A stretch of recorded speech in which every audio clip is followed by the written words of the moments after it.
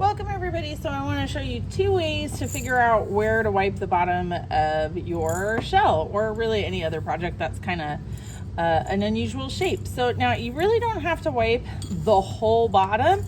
You only have to wipe the part that is going to actually touch the surface of the kiln shelf.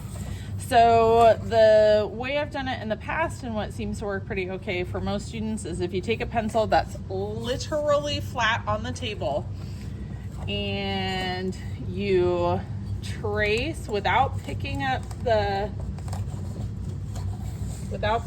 pencil, you trace all the way around where it touches. Now it's gonna make a weird thing, or if you have little spikes, you'd have to go around the little spike and stuff too, but you end up with something that kind of looks like that. Okay, so this is the area that would need to get wiped off.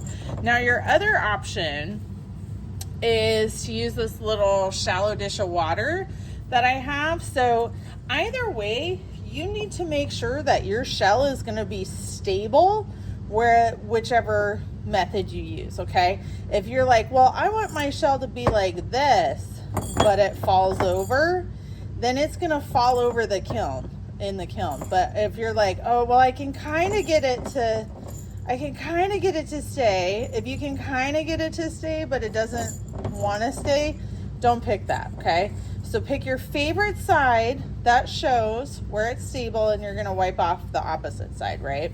So you can either do the pencil thing, or with it stable, you can gently set it in the water, shake it off, and then see how it basically gave you that same spot, right? So now this spot was wet. So you can do either way, but either way you're gonna fully wipe off just this section. All right, thanks everybody.